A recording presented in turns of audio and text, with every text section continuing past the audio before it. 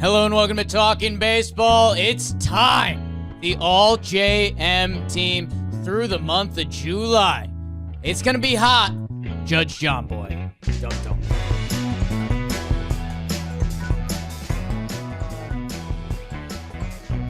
Pedro Martinez. Oh, God, Higashioka. Oh, Iggy.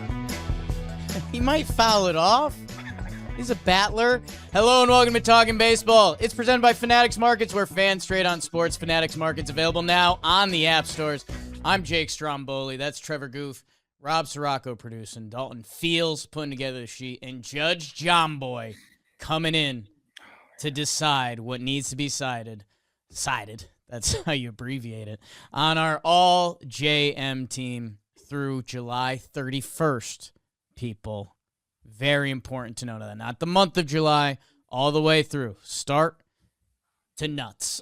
Trev, how you doing? I'm doing great. I can't wait to get into this. I'm just Googling how much Judge Judy was making. $47 million per year. Jim. Per?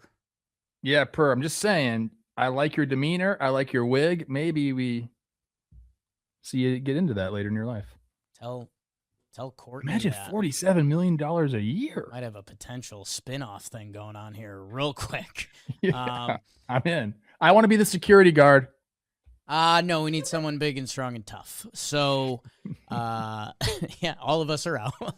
Actually, Joe's is perfect. Oh, my God. Joe's? Yeah, I mean, not as a real security guard, but as the security guard that hears everyone's cases and lets out a couple grunts and groans as it goes. And then Judge Jimmy turns to him. I'll be executive producer, fine. Maybe it's like switched and like Jimmy plays a male judge and Joe's plays a female security guard. Anyways, let's get into the all JM team. This is the most important award in the sport, so we take it seriously. Going back through the history of it, all-star games, sometimes deceptive.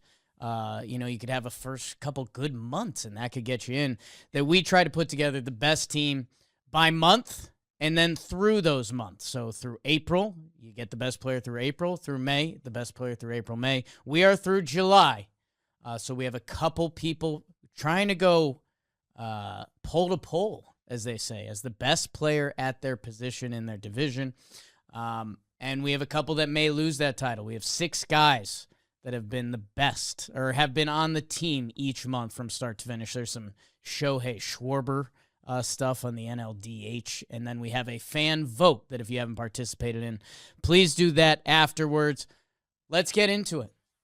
It's time to decide the all JM team. This episode is sponsored by Lids. We're all starting to look forward to October, but Lids has got you covered in late summer as we gear up for the NFL season. Exclusive designs from 47 and New Era. Lids is the best place to level up your favorite NFL team's merch before the season starts in September. Whether it's a classic design for headwear, graphic tees you won't find anywhere else, or bold new apparel, Lids has it all as the calendar turns to fall. Regardless of how your favorite team fares on the field this season, you'll at least look good off of it. Save 15% on your next in-store purchase when you text Jomboy to 29017. Message and data rates apply. Exclusions apply. So it begins. Lord of the Rings and the American League catching position, which Trev, up until this point of the season, Shea Langoliers bopping in the first month, bopping in the second month, but then he got caught by Dylan Dingler, who I believe is the lead pole position going into this. Langoliers is on the IL, but still has some impressive numbers. Samuel Basayo sneaking on this list, also on the AL, but good to see Big Sam. And then how about the alarm clock? Carter Jensen is showing up. Trev, I did go Dylan Dingler. He's clearing in WAR. He's clearing in a lot of the counting stats. Are you seeing the board differently? We got to stop with Carter Jensen and the alarm clock. That's a fun nickname. That's how they used to give nicknames. That's a good 1960s nickname. It's more like a UFC fighter's nickname, like ring, ring your bell, alarm clock. Okay. I also have Dylan Dingler, snaps. One of, if not the best defensive catchers in the game, putting up an incredible offensive season. He's a dream. I mean, you want him on your team. And where would the Tigers be without Dylan Dingler? And where are the Tigers going? Because Yeah. Tigers have a path not only to the postseason, they might have a path to a bye in the first round of the playoffs if they can get hot for this final month and a half or so. Congrats to Dylan Dingler, who is now the winner of June and July on the All JM Getting team. hit by pitches, Dylan Dingler. Like, no, he loves it. Eat him we up. Need ya. Eat him up. Eat him up. As we move to first base, Coach Trev, Ben Rice.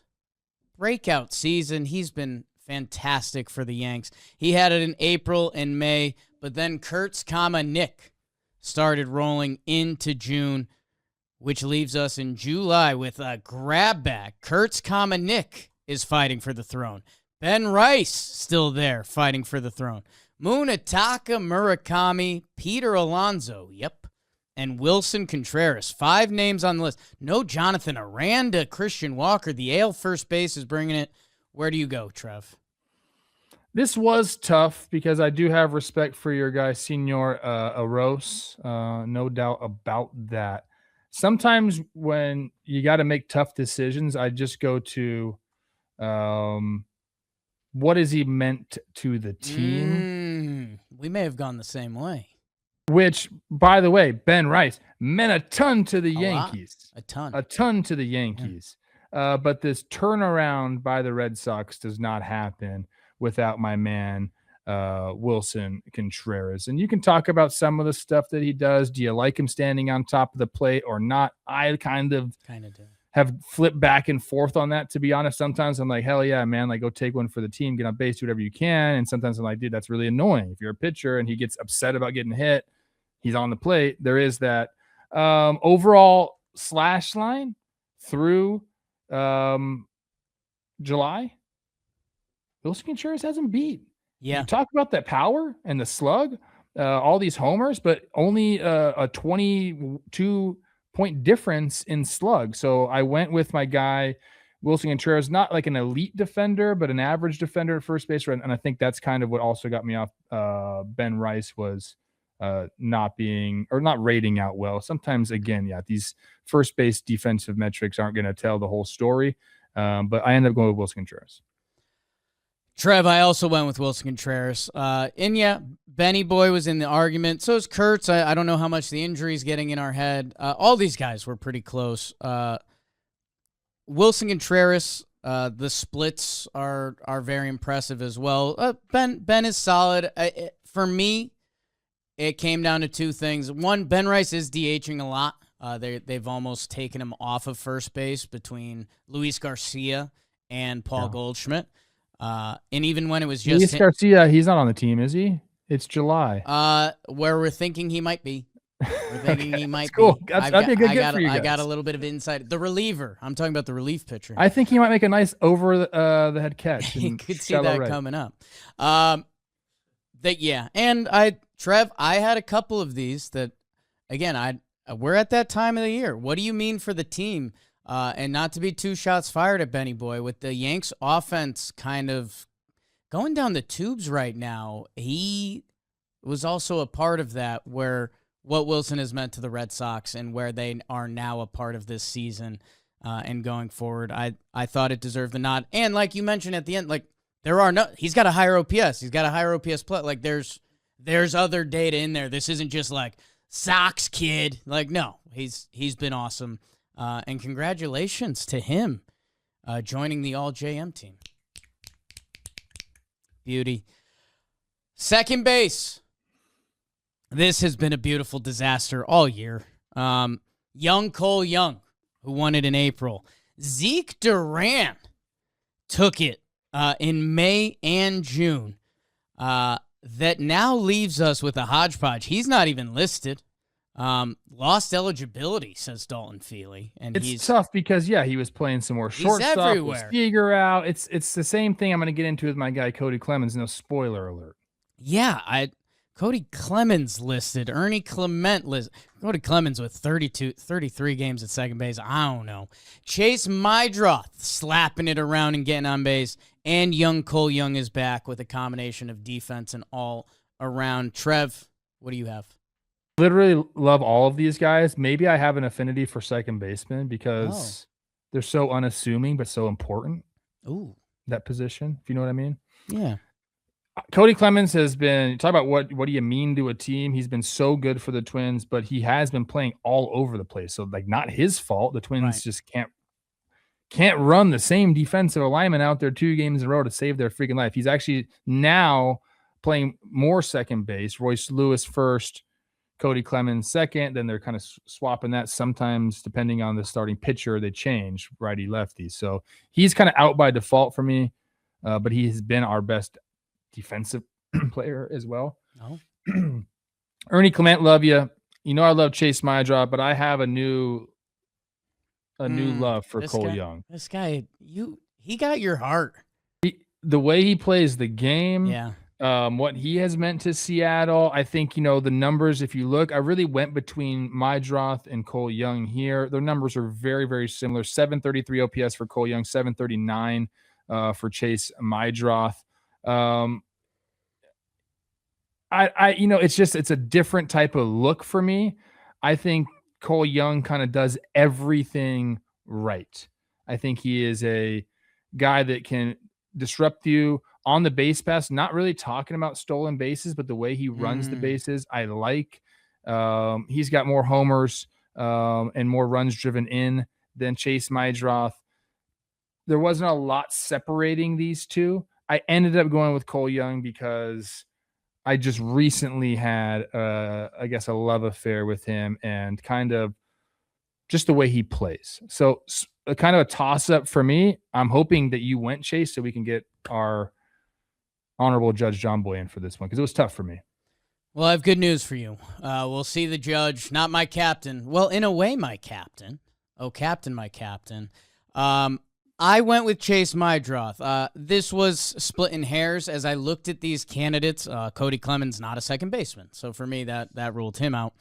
That Ernie, Chase, and Cole, it was kind of like, what can I hang my hat on? Or what's like a tool? And for me, the thing that jumped off the screen, Chase Mydroth getting on base at a 346 clip. Like all these other guys are getting on base under 320. Ernie Clement obviously has the contact tool. Cole Young has a little bit of an all-around game, but I was kind of like, as I look at these guys, what can I look at that's, I mean, I don't even want to say elite tool, but what if I put you on the team, what can you tell me you're going to do? And I think Cole Young, you say, hey, it's going to play some defense and do a little bit of everything. If Chase Mydroth's on my team, he's going to get on base. So I did go with Chase Mydroth. I know. This is tough for you, Trev. I'm actually hoping that maybe Chase wins this because he's got the results. Another thing that Cole has, like he has the expected stats under the hoods a little bit better. I love watching Chase Mydroth play. So I don't know. Hopefully, this was a tough one. I don't care which way Jimmy goes, to be honest with you. To the judge.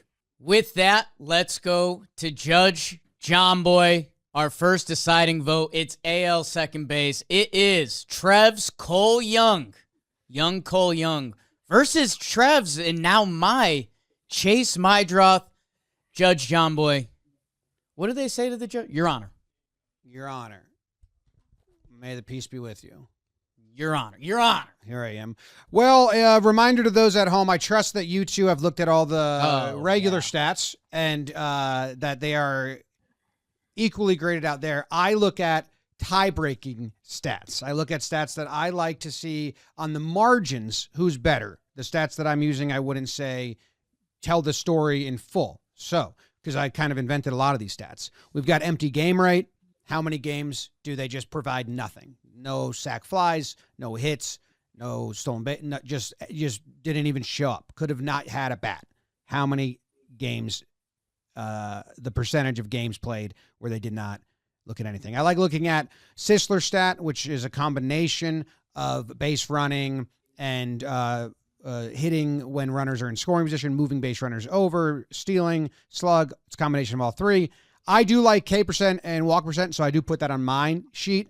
And then a big one is OPS versus left-handed pitches, OPS versus right-hand pitchers, and then your difference, because if you can be pitched to, if they can bring in that reliever and totally neutralize you, and the other guy can't be neutralized, that's actually maybe one of the bigger ones I like looking at, because I do think that the other manager wants a guy that can't do that.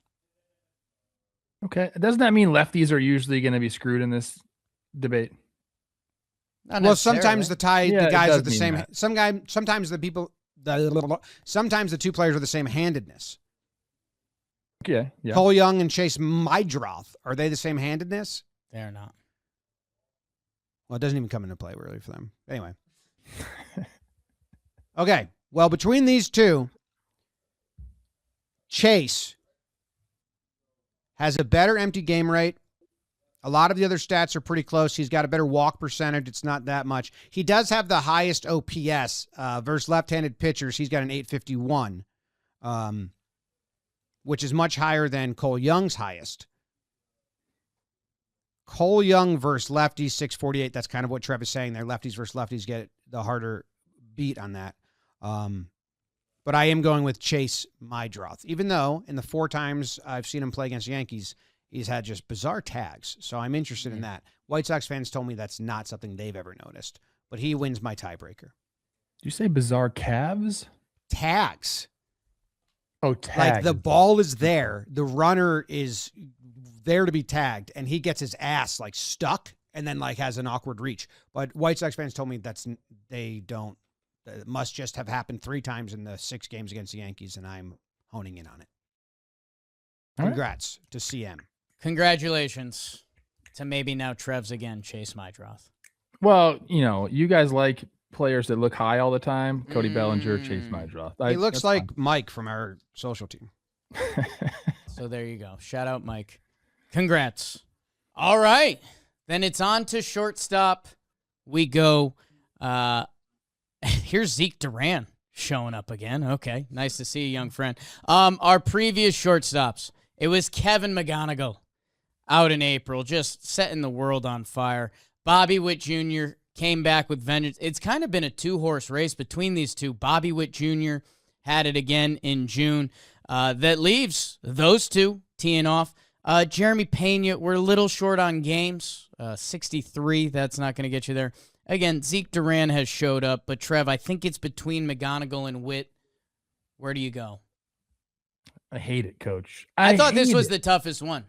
I hate it. I did. Bobby Witt is effectively right now a top 4 baseball player in the league, no matter kind of how you cut it. I'm putting Judge in there, even though hasn't played really this year. Ohtani, Judge, PCA, and Bobby Witt, right? Would that be your top 4 right now as far as position players go? I can't even think about that.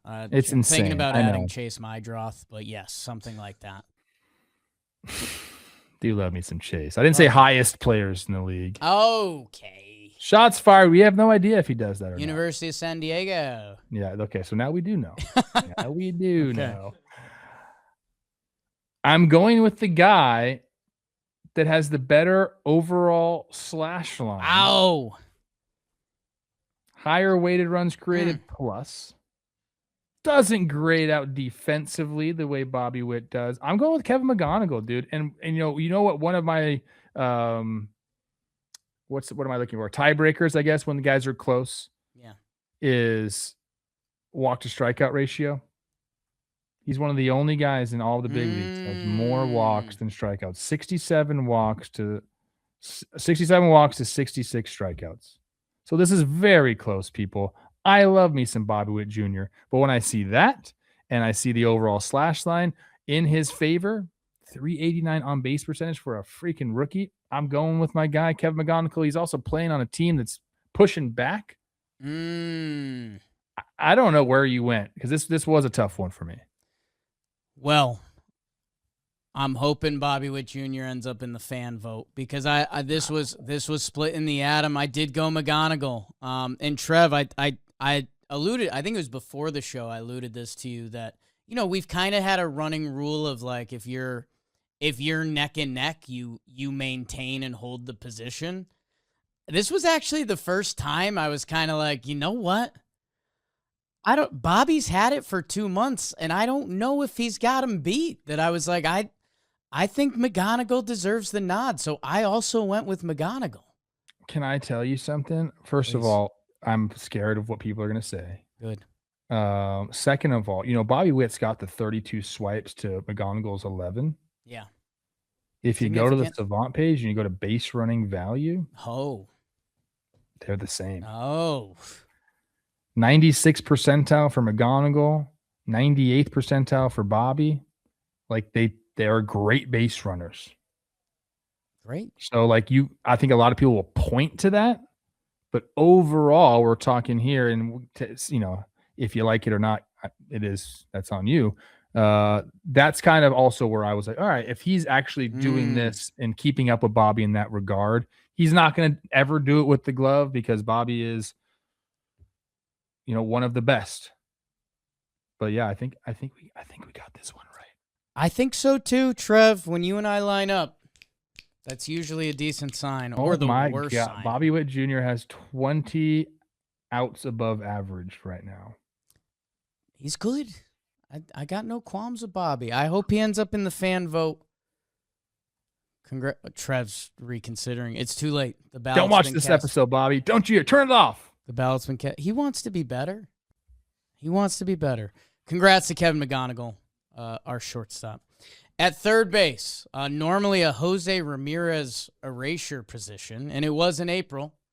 But then he got banged up, and Miguel Vargas stepped up to the table for the White Sox. He sure did, as he had it in May and June.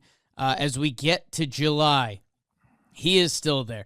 AL, man, this third base position. Trev, you're a former AL third baseman. Isaac Paredes showing up. Okamoto has been there all year. Josh Young slapping it around. And Junior Caminero with some special power numbers. You're the expert on this position, Trev. I am the expert at this position. There's no doubt about it. My choices were between Junior Caminero and Miguel Vargas. Honestly, pretty similar statistics if we're going through offense.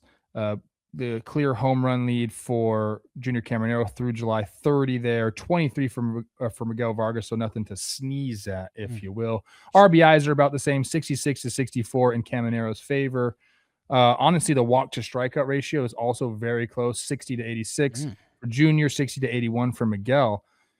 If Miguel Vargas was a good defender by any metrics, I probably would have went him. But when it's offense versus offense, which is what this is, it's Junior Caminero.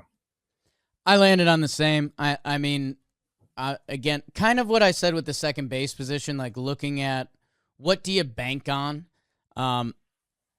Because it came down to these two guys for me. The other guys are having nice seasons, but I think it's Caminero versus Vargas. Caminero, 282, Vargas, 240. So you got a guy who's a plus contact hitter there and a guy who's league average contact hitter. On base percentage, Caminero, 373. That's elite. Vargas, 346. That's good. Slugging, 549 is elite. 480 for Vargas is very good, but Caminero, if it's coming down to the offense, which I also believe it is, I think Caminero ends up running a little bit of a lap around him. A 921 OPS. At the end of July, he had 30 home runs.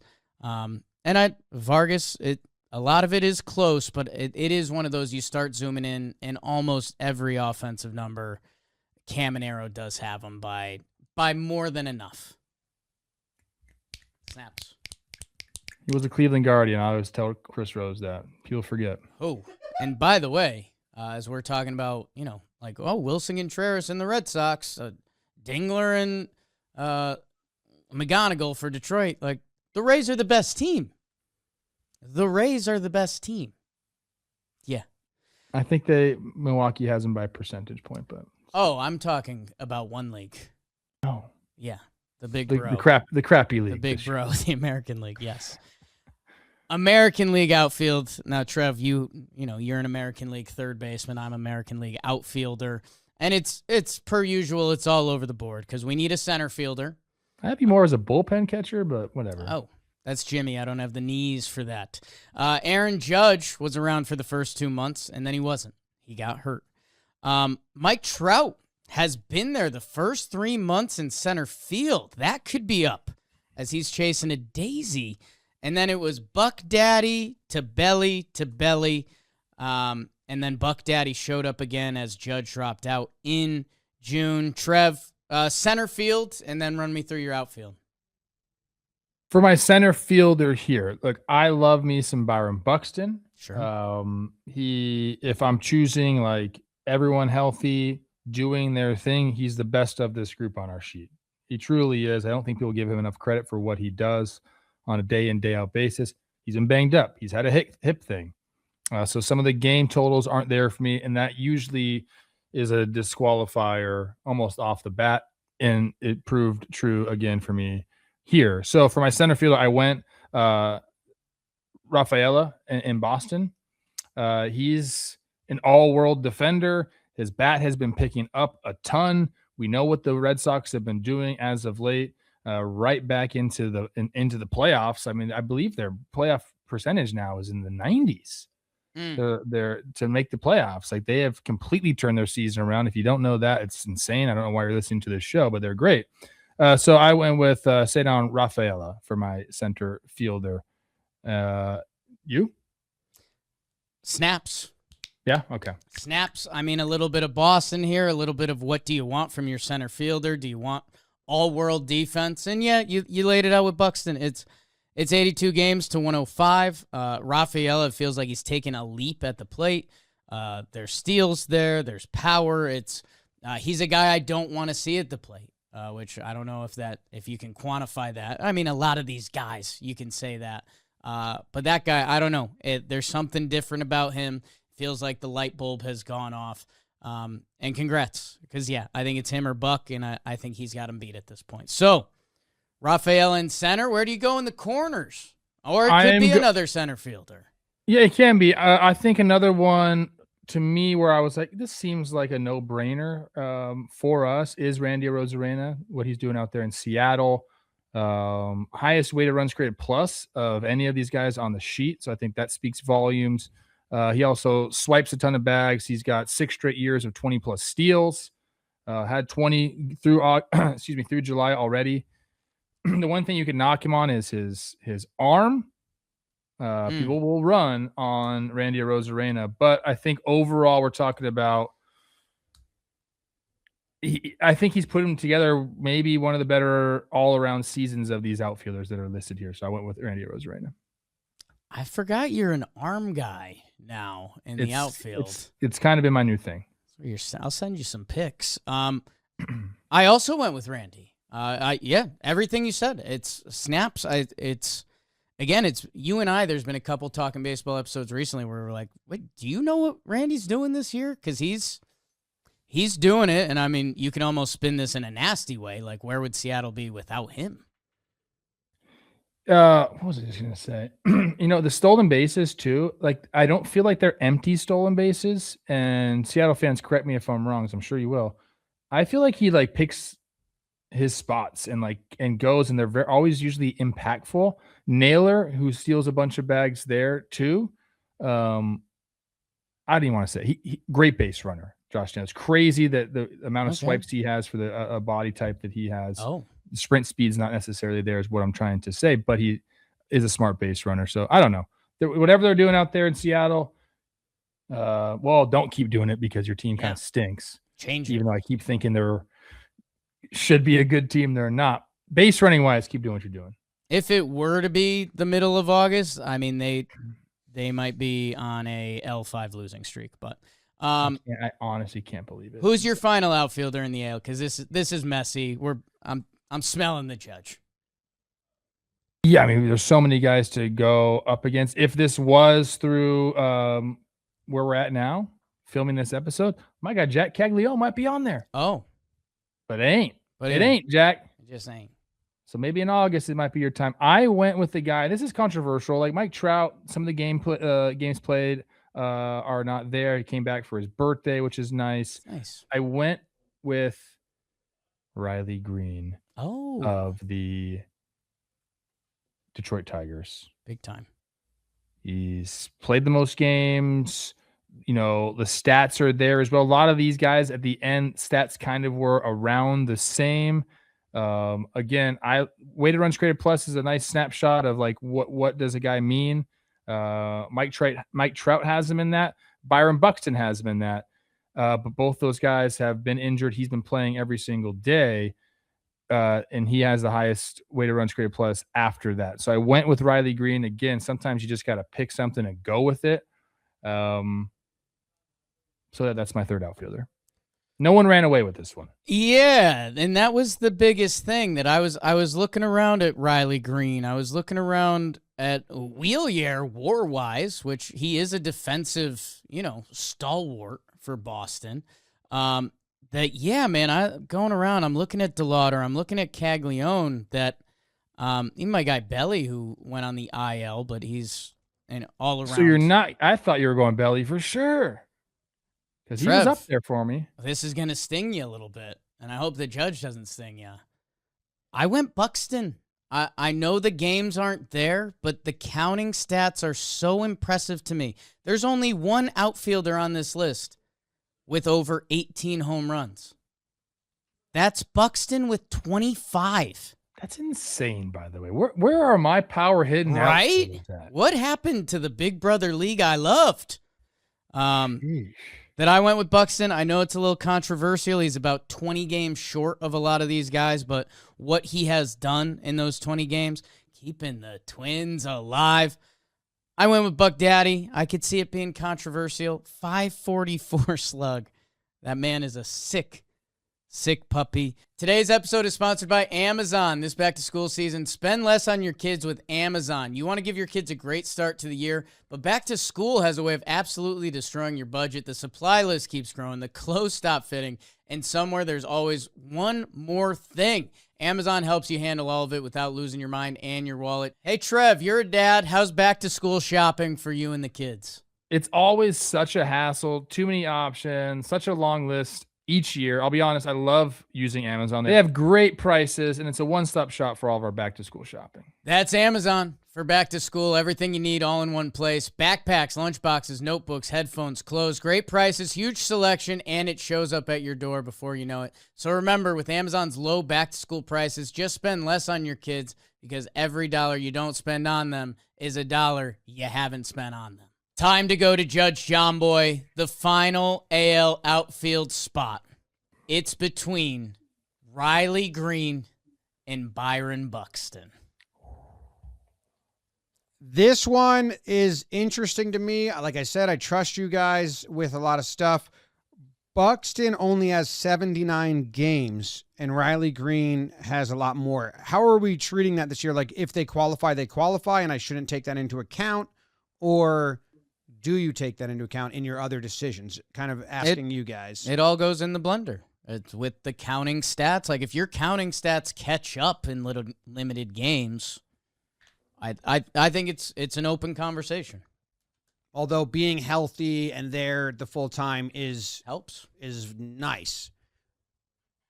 Yeah, so, I mean, I weigh that pretty heavily. If I see a game log that is significantly less, I think that means something. I understand Jake's point about the counting stats, and if you produce at a such higher rate, that means something. But I think that I'll take guys out of the discussion completely. Kind of what happened with Buxton here for me, just because he hasn't played as many games. He's been off the field. Yeah, that's how I feel about it. So I really didn't get past that one and into my differentiators there. Riley Green's been healthy the whole year. And now Trev, is Buxton one injury? Has it been multiple injuries? Like one big injury? It's been a couple, but mostly it's been his hip. So I'm going Riley Green here. That's too big a difference for a Judge. I mean, I don't think you love Buxton. No, I don't think you can say that. I don't think you love Buxton. I love Buxton. I don't think you can say that. I'm a twin expert. Congrats to Riley Green. All right. That leaves us with DH pitcher and our fan vote in the AL. DH Trev, I'm sadly going to cut through all of this. Jordan is hunting down a Silver Daisy, and I think he's going to get it. Shout out to Canzone, the Yandy man, Yandy Diaz, and my guy Jock showed up on this list, but Jordan Alvarez, did you say he's chasing the all-league Triple Crown? So let's take a peek into the future here. 12 days into the future. Right now, or in the future, excuse me. I chose the wrong. I chose pitching leaders. I'm sorry. Let me get it up real quick. What is this? Jordan Alvarez would be leading in batting average by 4 points over Odo Lopez. He would be leading, tied for the lead in home runs with Matt Olson, Kyle Schwarber, and Junior Caminero with 35. Your guy Hunter Goodman right behind him at 34. So we'll just count him leading the league in home runs, because I think that if you tie for the lead, you still have the lead, right? Oh boy, that's interesting. Let's not do that. We'll and then runs driven in, he is second, 4 runs driven in behind CJ Abrams, who has 91. Sal Stewart and Alvarez tied at 87. So, I mean, he is right there, if not leading those big boy counting stat categories. Yeah, congrats, Jordan. Congrats. All right, for our fan vote, that leaves a couple guys out there. I think Bobby Witt has to be in there, and I kind of like his chances. We could go Buck Daddy, Cole Young, Ben Rice, Vargas. I think Mike Trout has to be in there. He's chasing a Silver Daisy, isn't he? Am I wrong about that? Put him in there. Put him in there. Mike Trout is, yes, he's chasing a Silver Daisy, so I think he's got to be in there. Okay. And that'll be a fascinating vote between Bobby Witt. Should we just leave it at those two? It's gnarly. I'm not against it. I mean, the only choose like a Miguel Vargas. I don't think he. I don't know if he wants it. I would put your guy Buxton in there just to get some Team USA action. Yeah, let's go. Let's go. Some Team USA dissension in the ranks. So make sure you guys go vote. We put that out on our social media. Byron Buxton, Mike Trout, and Bobby Witt Jr. Yep. Fire me up. The pitcher. And again, I do think I'll need to drive this home for some of our friends in the Great North. This is through July 31st. And as the season went on, Jose Soriano had a perfect April. And now he's in Toronto. And then it's been Cam Schlittler the rest of the way. And Trev, Dylan Cease is charging as the time that these stats are done. Schlittler, a 2.04 ERA, Cease, a 2.41, Parker Messick floating around, Drew Rasmussen. But if you want innings, ERA... Why are you saying about Cam Schlittler? What happened in the future? If I knew the future, I'd tell you. I'd buy a lotto ticket. Based on these numbers, through July, people, it's Cam Schlittler. It is. I love... first of all, go watch Parker Messick pitch. If you haven't, go look at that combio. Love me a left-handed changeup. Big boy coming at you. Dylan Cease has been worth every penny up in Toronto. And let me tell Toronto fans, in the future, the Blue Jays are kind of getting back in the mix a little bit in the AL wild card. He's been fantastic. But overall numbers, he's got ERA. I'm talking about Cam Schlittler now. ERA, innings pitched. He has 9 less strikeouts than Dylan Cease, which is Dylan Cease's calling card. He has the lowest, the second lowest opponent's average, and also has the lowest whip, which is my favorite stat as a pitcher is whip. Cam Schlittler for me. That wraps up the American League. Congrats, Cam. And yeah, our friends in the Great North. I could see Cease making this close. Let's go to the NL and the looks I'm seeing from I guess our jury, Rob and Dalton. It looks like we're going to need a lot of the Judge in the NL. And I think it starts with the catcher position, where I think it's a 3-horse race. Well, the names, Drake Baldwin, William Contreras, Hunter Goodman, Liam Hicks has switched leagues. That's tough. And Gabriel Moreno has shown up. If you like WAR, you're going to like him. If you like power, you're going to like Goodman. If you like all around, it's Baldwin. What do you like, Coach? This was one of the tougher ones we've had because you just basically snapshotted it for us. What Gabriel Moreno's been able to do for the Snakes, overall slash line looking beautiful. Hunter Goodman through July 31, Jimmy Jacks already. You just don't see that. And for people calling about course, he hits better away from course. So there's that aspect to it. He does strike out a ton. It's been interesting. I was really between Gabriel Moreno and Drake Baldwin. I ended up going with Drake Baldwin. Overall stats, I just liked a little bit better. I think he is a more well-rounded catcher. I could hear arguments all day between those two people. I think if I had to choose, those are my two guys. I'm very curious to see where you went. I think Drake Baldwin's meant so much to Atlanta. Love the homers from him. 20 homers is nothing to sneeze at, especially from the catcher's position. I like what he does with ABS. That's been another thing of mine this season. So I ended up going with Drake Baldwin because I felt like he was the most all-encompassing pick here for my guy behind the plate. Wow. Okay. I mean, I'm kind of regretting looking at Gabby's 308, 391 on base. Holy smokes. I stayed with the power. Hunter Goodman's 31 homers. I thought you for sure were going Gabby. I just think that's a different area code, Pop. I think that's a special season. I know there's some strikeouts. I know there's cores. I know there's everything. Strikeouts, Coach. But that many homers from a catcher, I thought Cal Raleigh should have won MVP last year, which means to kick off the National League, we are going back to Judge Jomboy with the catcher position, and it's coming down to Drake Baldwin versus Hunter Goodman. This one's a doozy. I like it. It is. It is a doozy. Now, there are some significant differences in the stats I look at as tiebreakers. So Drake Baldwin has an empty game rate of 16%. That's going to be on the lower side and like a good for players. Hunter Goodman, 27. 30 is about the highest you'll see, where a third of their games they don't do anything. Hunter Goodman's up there. If you look at the production stat, Drake Baldwin has him there. He strikes out less. He walks more. I kind of stopped looking after that, and Drake Baldwin is my winner. Now, I didn't look at defensive stats because especially at the catching position, I don't really trust him or know what to value anymore. Can I run snaps for Drake Baldwin? Yeah. I'm trusting that you guys wouldn't put a dead defensive catcher in there. Like he's not a Can I run my new theory on ABS challenges to you guys? Absolutely.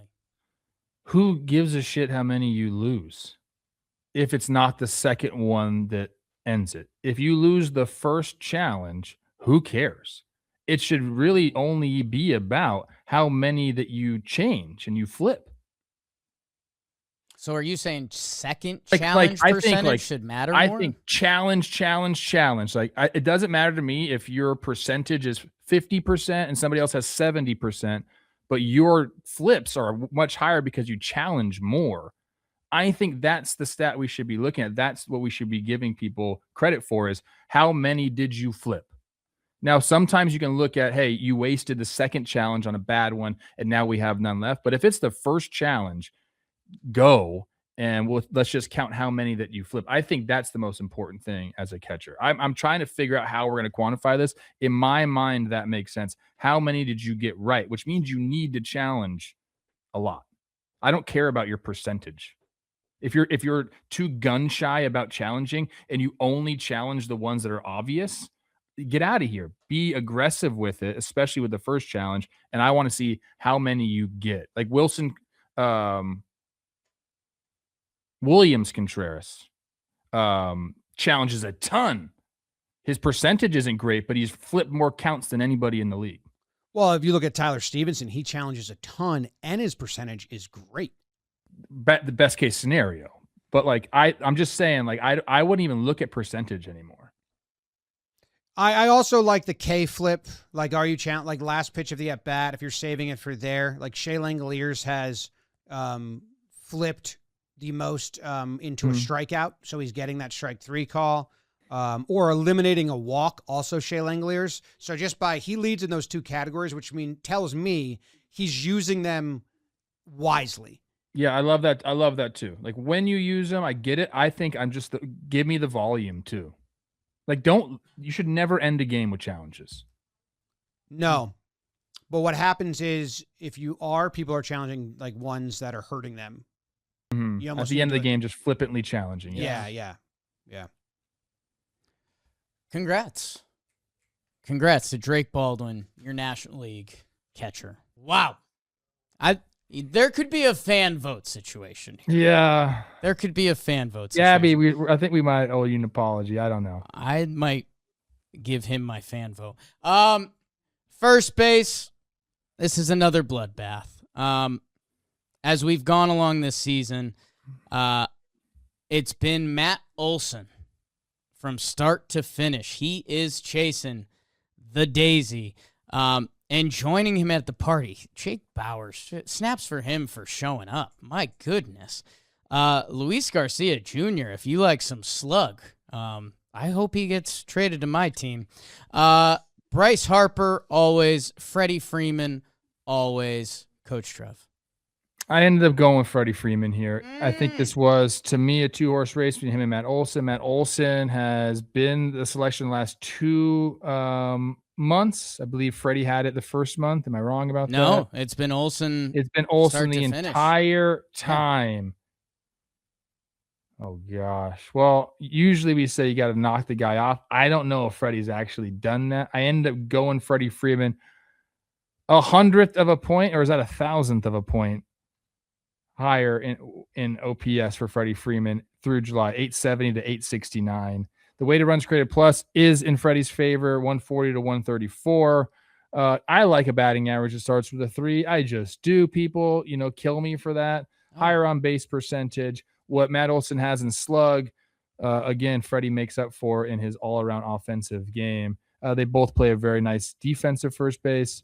Stolen bases are kind of nil. Freddie 5, Matt Olson 2. I don't think that really matters at the first base position, but I ended up going Freddie, and I'm not too sure. This was another tough one. Tight. I stayed with Olson. I just think the power numbers and some of the counting stats are significant enough. 29 homers to 15, 75 runs to 56, 67 RBI to 54. With that big old slug. That speaking of big slugs, Judge Jomboy, National League first base. It's a tale as old as time, as old as this show has existed, basically.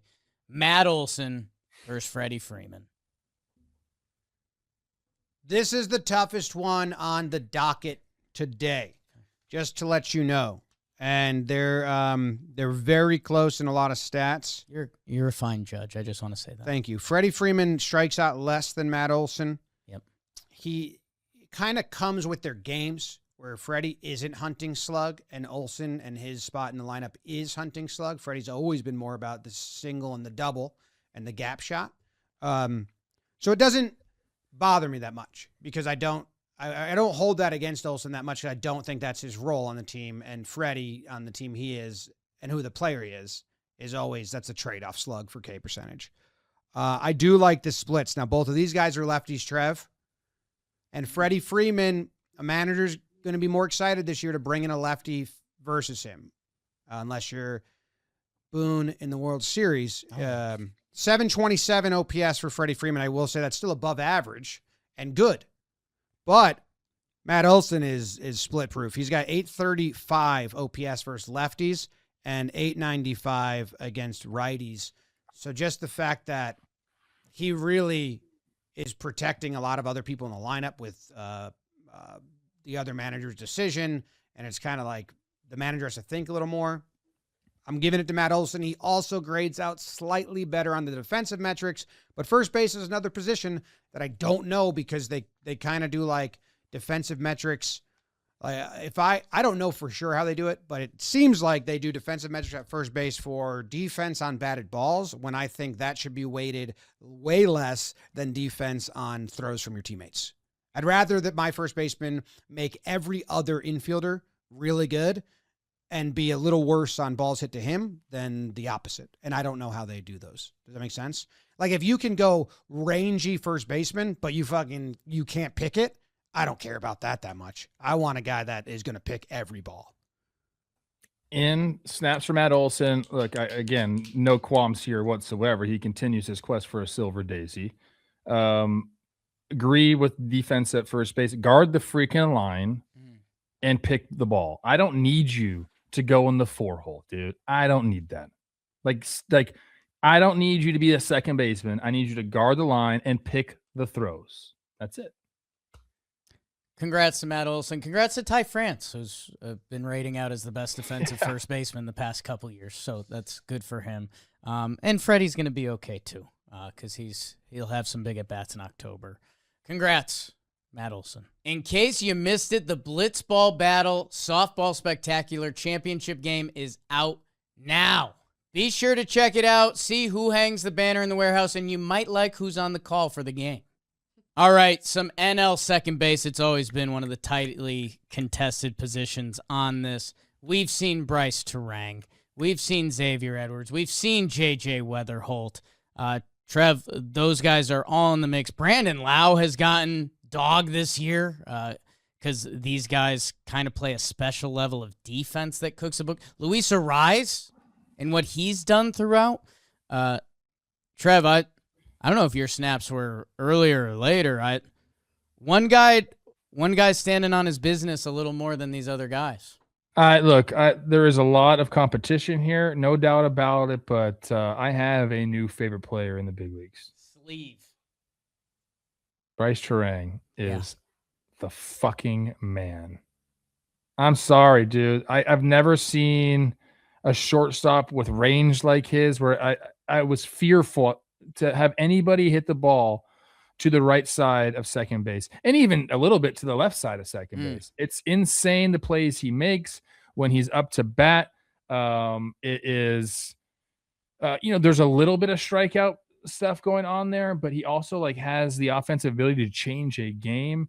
He runs the bases the right way. He is, if you're talking about the perfect Brewers player, it's him, but also he's America's starting second baseman. I think he's the best second baseman in all of baseball right now. He could be up there with Bobby Witt Jr. when we're talking about shortstops if the Brewers put him there. That's how much I think about Bryce Terang. So he's my pick. No notes. The defense is special. The pop is special. He's got a little bit of that sneaky, wait, where'd that ball land? What he has turned into, and hey, the Brewers, as we mentioned, best teams. He's, in a way, he's the guy. Congrats. So he's the guy. I sat down and talked to your Jake Bowers and my Christian Yelich about Bryce Terang. This guy's he is a dog. Yelich's bankroll says Terang's the guy. Yelich put it on him. He's the man. Kind of love that for Yelly. Congrats to Bryce Terang. Yeah, it's a little better than Xavier Edwards or Rise. He's really handsome. Handsome Taylor. Best position. I didn't say that. Don't you? I didn't say anything. Congrats. This is a beautiful disaster. The National League shortstop, C.J. Abrams. Hey, how are you? Ellie De La Cruz in May. Odo Lopez. A little past the baton. And Trev, I stopped passing the baton. CJ's mauling the ball. I know that. Don't love the defense. Ellie. He's Ellie. Perdomo shows up on this list. Is that a Dalton special? A little bit. I love what Odo's doing, man. I don't want to say he's breaking the game, but a 322 average, 350. There's enough pop, 838, that with the defense he's providing, and I need defense at shortstop, I stayed Odo. You know who doesn't get enough credit for being a big dude? Who's that? Geraldo Perdomo. Okay. Big guy. DR, Big boy. Yeah. Placata power? Yeah. I think the acento's on the wrong syllable, but you're all right. Definitely was. I'm from Connecticut. I won't hide it. No big deal. This was a mess. I went CJ Abrams because of, dude, we just talked about Yordi and who's keeping him from the Triple Crown. It's this guy. Yeah. Through July here, 83 runs driven in, 28 homers. He swipes bags as well as got 19. Well on his way to a 30-30 season from the shortstop position. Yes, the defense is not there. I know that. To me, 929 OPS from that position trumps almost everything. Should he be playing third base or I don't know. Nationals fans, you tell me. But the overall offensive profile for me was too much to ignore here. 290 average too, so it's not like he's all homers. This wasn't a bad pick'em. It was just a weird pick'em. And there's only one man that can do it. Jim. Gagung. Judge Jomboy. A couple offensive threats from the shortstop position. C.J. Abrams versus Odo Lopez. I mean, I am trusting that all the regular stats put these guys as neutral because the tiebreakers for these two guys are interesting because they're two different profiles. You're comparing Ichiro and Bonds here and two different skill sets. Now, that might not be the perfect example, so don't get hung up on the names I just said, but you understand what I'm saying. Yes, Your Honor. Otto Lopez, I really like what he's about. Neither of these guys walk. Both walk percentage under 10. So that's null and void. And it's Odo. So the judge apologizes. Thank Odo you. Lopez, his strikeout percentage is way less. He's more split proof. 954 against left-handed pitches, 801 versus right-handed pitches. So he doesn't dip into the sevens on either side of his game. Abrams has him on empty game rate, but not even by one full percentage. The defensive numbers are so different that I don't even think you could argue. And every defensive metric has C.J. Abrams as the worst and Aldo Lopez as like above average, not the best, but not bad, which I got to trust that at least they're not going to botch it that bad when DRS and outs above average are on the same side. So, if you have the lineup around him, Odo Lopez gets my vote. Congrats, Odo Lopez. Which one of you chose who? I had CJ Abrams in his overwhelming offensive stats there. I mean, what he's doing as a shortstop, power wise, runs driven in is crazy. I think he alone is keeping Yordan Alvarez from the Major League Triple Crown. He's leading in runs driven in, and that's later on. We're not talking about all of that, but I don't know, man. I think it was a fun case study.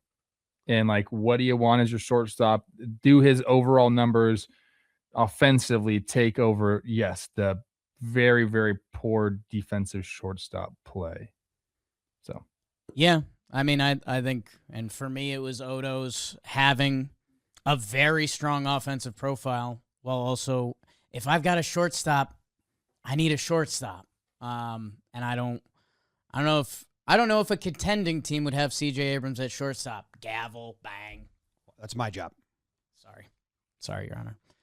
Congratulations to Odo Lopez. Wow. I think that's our last ugly one. Maybe we'll see. Going forward. Third base, I tell you what it won't be. We might be seeing some MFer get a daisy that you just don't. Max Muncy, April, May, June. I don't want to say he's running uncontested. Shout out to our Nick Gonzalez and Curtis Mead's gone. Kyle Karros is on the list. What happened to the position? Alex Bregman, honorable mention. Could see him sneaking up. It's Max Muncy. Talk about your guy, Trev. We had a golden age of third baseman that, by the way, Max Muncy was kind of a part of. Yes. Justin Turner was there for a while. Trevor Plouffe, Josh Donaldson, Nolan Arenado. You go all around the horn there. Manny Machado. Did I say his name? Say his name. I don't know. Yeah, I mean, like once he's been the guy. He can, and I think he's the most unsung hero on that team from Los Angeles. It's amazing. Oh, his stats compared to his peers, which is the whole concept of this. Max Muncy, of course, the best third baseman in the National League. The outfield position, Trev, again, center field, and then we need some corners. Andy Pages the first 2 months in center. We saw Corbin Carroll, we've seen Michael Harris, we've seen Soto, we've seen Wood, we've seen Carroll, we've seen Wood. And then that PCA guy, he started just taking over the world. He's in center. I think he's going to stay. So let's get to, I think 2 of these we're going to get out of the way. I'm pretty sure. PCA, yes. That's easy. I don't even think we need to talk about him, what he's been able to do defensively. Historic. He's one of our really clear good friends. You in Tulum with him, me Halloween night. We have different experiences, but very good experiences. And on pace for 10 WAR, which did trump, I think, those happenings. I think Swilly posted his stats next to a young Mike Trout.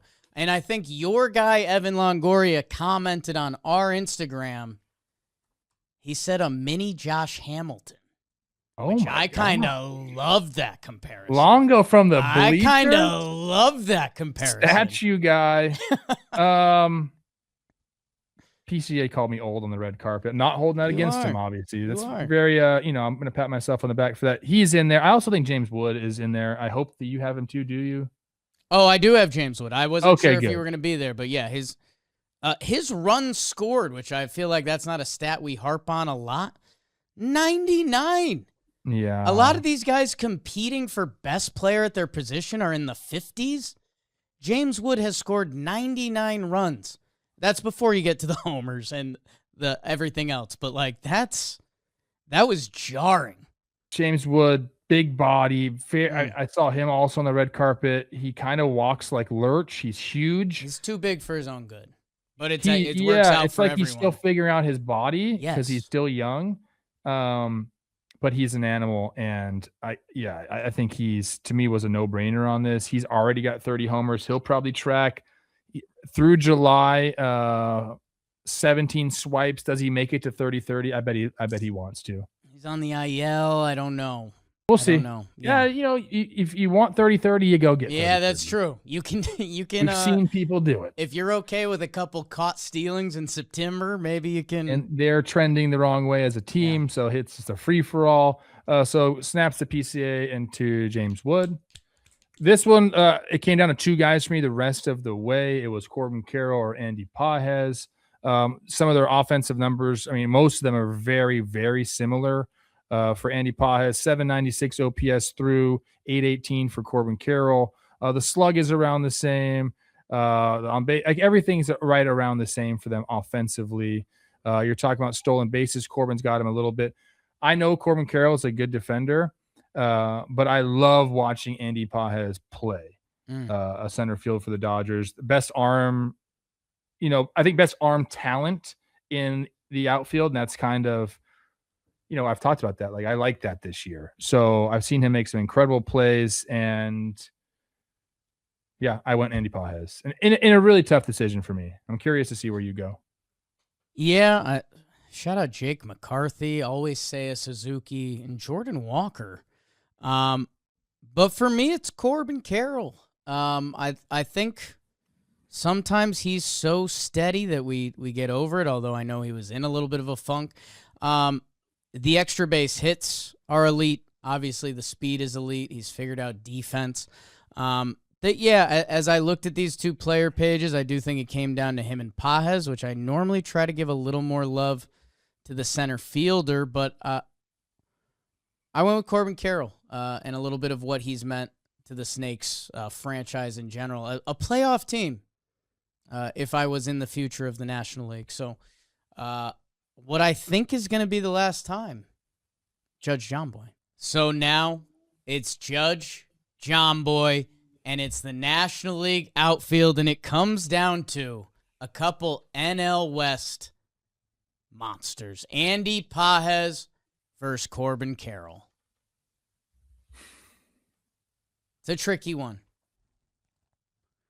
This one, and again, I don't know the actual stats and slash lines, but all of the tiebreakers I use are basically tied. You're talking empty game rate is less than 1%. The Sisler production is 2% or is 0.02% or whatever. I mean, their K percentage is 20 for Pages and 23 for Corbin Carroll. That's not that much different at all. The walk percentage is split by 4% with Corbin Carroll at 12 and Pages at 8. So what I look at here, Trev, is the splits, and you have a righty and a lefty. But Corbin Carroll is absolutely mashing lefties. It's a 1 dot OPS against lefties. So that's a manager's nightmare, dude. You put Corbin Carroll in the middle of a righty lineup. We got righties before him and after him. That's what you would have to do to protect him or whatever, but you don't have to do that now. Like, you could put a lefty and a lefty or whatever. You don't have to, if you're Lovello, you don't have to worry about that, because if they bring in their lefty, Corbin Carroll's been handling them, which allows him to stack lefties or do a lot with the lineup, especially up top. So Corbin Carroll is my decision. This was a tough one. Tough one. Outfield is always tough, especially right now in the National League. I love watching Andy Pages play defense. I also love watching Corbin Carroll play defense. I love watching an outfield arm. That's been my new thing this year, Jimmy, is I need guys that freaking hammer the ball, and there's nobody better in the big leagues than Andy Pages. Makes sense. Yeah, this came down. I don't care if anyone's upset, because that came down to, like my 5th tiebreaker, basically. That was the final two I was between. And he's going to be the reason that we have a strike next year, because he caught that ball by Ernie Clement. That's what I'm all about. I don't know the reference to that. World Series. Oh. Andy Pages over Kike Hernandez. Oh, yeah. Would have won the World Series. That was wild. What if they collided and it lost them the World Series? Miggy Rowe is retired. Kike's retired. it's a and in a sick way, Clayton Kershaw still pitching for the Dodgers. He'd come back. Judge, thank you. Congrats. We'll need a DH. We'll need a fan vote. And I think the loser of DH is going to end up in the fan vote, as they have previously, because this has been a 2-horse race. Emphasis on the horse. It's been Schwarber. It was Ohtani. Schwarber won the fan vote. Trev, I do think this was close last time. It's still close. I think Kyle from Waltham got caught by the bad man. I think Shohei gets the nod. Even with all of the homers that Schwarber hits, and through July, it was 33-24. Shohei still has him in slug, 545 to 543. He's got him in on base percentage. Almost, he's close to 3-4-5 in it. He needs to get hot here a little bit past July. 394 on base percentage for him. So I did go Shohei as well here, and I do think we can automatically put Kyle straight into the util vote. Yes. Yeah, you nailed it. Sorry, Kyle, and kind of not sorry at the same time. You've got the biggest, the biggest freak to play this game against. Like, a guy came up and the Cubs were like, "Yeah, I don't know, we can let him go." Hefty lefty, sure. Matt Stairs 2.0, nope. Schwarber might be heading to the Hall. So that means for our NL util, Schwartz, that makes sense. I think we both fell in love with Gabriel Moreno a little too late. Yeah. Can we just give him the util spot? Schwarber doesn't care. Schwarber couldn't care less. That's why we leave it to the fans. He is pursuing something bigger than the sport, the Silver Daisy. Do we need to throw CJA in there? And should he start going by that? I'm trying to think. Yeah, CJA, huh? CJA. I'm trying to think if there's anybody else we miss. Like, is a JJ Weatherholt? Like, should he be in there? If you start doing that, you need to bring in all 5 NL second base. What about Freddie Freeman? Freddie does not care. Oh, we're just going to go with the They Don't Care award? No, but okay, it's only going to be 3, so it's Gabby because we feel just terrible. It's Gabby. Schwarber, and then I would say Abrams. CJA. Okay. Yep. Okay. That's the fan vote. Make sure you guys go to that. It matters, people. It matters. This goes on their baseball reference, maybe. Trev, this was hotly debated last time. There was some scoring officials I'd like to talk to because I think the books got cooked slightly. Talk about young Jacob. You guys, what do they call it? Screw the pooch? That doesn't sound right. It's a real phrase. It shouldn't be, right? I don't like that phrase at all now that it came out of my mouth. Yeah. You guys messed it up. It's always been Jacob Mizorowski. I just saw him pitch in person. Not even his best start because my Cody Clemens and my Brooks Lee went yah against him. But nobody's doing what this guy's doing, Jay. I keep saying that, keep using that phrase with him. He's bullying dudes. Yeah. Nobody else is doing what he's doing in the big leagues. Name your favorite pitcher. They are not doing what Jacob Mizorowski is doing. It's crazy to watch him pitch. If he throws the ball, Jake, from the belly button to the neck, you're not hitting it. Can't. You're not making contact with it. Right. The only time he gets beat is when it gets down a little bit and guys are just like, hey, we're closing my eyes and we made contact. So he's just been phenomenal. He leads in pretty much any statistic that you want to get to. I think this was an easy one. He is the right pick this month. Sanchez still has some innings and impressive whip numbers. He got killed by one start there. Yamamoto continues to cruise. Chris Sale, sneaky, could have been the second vote on this. That if there's a Miz innings thing or a slip up, I don't believe in it because, like you said, we haven't really seen anyone do what this gentleman is doing. But yeah, it's the Miz. I know we're running a little long, but I want to just say this. We did this with Chris Rose, Jacob Mizorowski, best strikeout pitcher, most dominant pitcher this year since. You can talk about Clayton Kershaw. There's some Max Scherzer, Justin Verlander seasons. Chris Rose and I got back to like 98, 99 pitchers. I said Pedro Martinez, how dominant he's been. He went Randy Johnson. You're putting yourself in that category. Holy crap. Yeah. Yeah, it's what he's doing this year is special, and I don't want to. I feel like if I go into full sports debate argument, it's digging for negative, and I don't need to do that. Like it's I think I think some of those Scherzer Verlander years are with it that, and they're not though. They're not when you're talking like earned runs and strikeout like Ks per nine. Like they're not. Which is crazy to say because I have the most respect for those guys. Yeah. No, it's true. You can do some game stuff. I mean, Verlander's got some 12.2 K per nine, which that's not that far off with some special ERAs in there. But you're right. And the fact that if you want to do Clemens, if you want to do Bob Gibson, which I'm sure Chris Rose landed there. Yeah. It's a special season and finish it off because there's a chance it could land as the all-time historic season. Congrats to Jacob Mizorowski. That winds it down, people. Make sure you get out there and vote. The all-July JM team in the National League, Drake Baldwin, Matt Olson, Bryce Terang, Odo Lopez, Max Muncy, James Wood, PCA, Corbin Carroll, Shohei Ohtani, Jacob Mizorowski, and then the fight for the util. It's Schwartz, it's Moreno, and it's CJA fighting for it. In the American League, Dylan Dingler, Wilson Contreras, Chase Mydroth, Kevin McGonigal. And no offense to my AL, that NL team is kind of I like the way they're built a little more.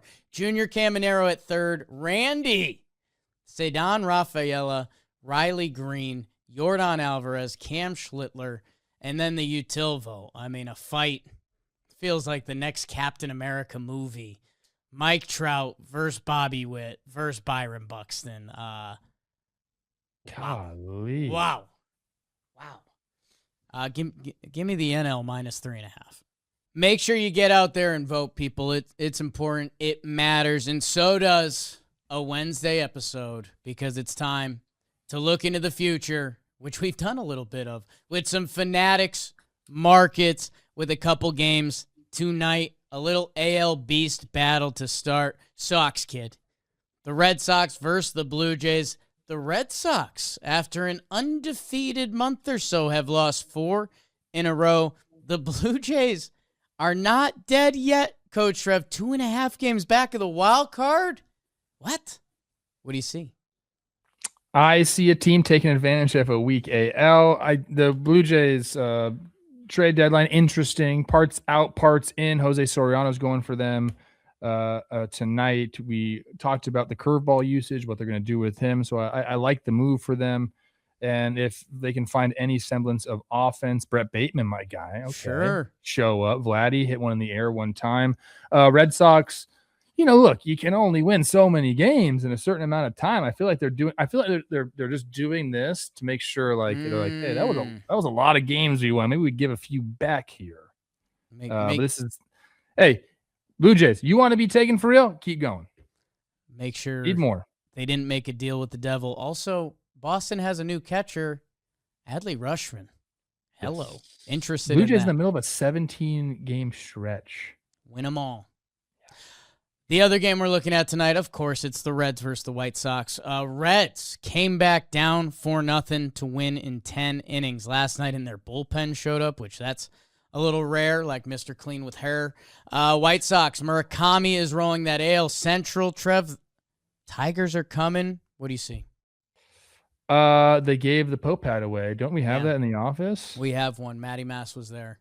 Oh man. The White Sox, they're starting to get tested. I think the AL Central is going to end up being the most fun race that we're going to have for a couple different reasons. If the Tigers get back into it, I know we're not talking Tigers right now, but them selling Skubal and Mize and then coming back in because they got Max Clark doing his thing and Troy Melton, the young guns leading the way. I love to see that. White Sox got to hold them off.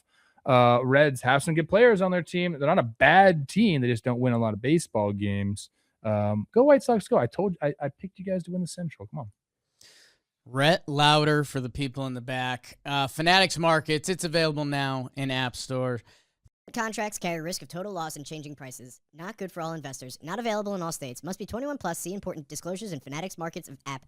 Customers are introduced to Crypto.com by Paragon Global Markets LLC, DBA Fanatics Markets IB, an introducing broker registered with CFTC and a member of the NFA. Thank you, everyone. Thank you to the Honorable Judge Jimmy, Trevor Plouffe, Dalt, Bobo, and everyone. Let us know what we got wrong. Gabriel Moreno. Jake sucks. Tommy John. Dude, my left arm, I think I need Tommy John. Oh, no.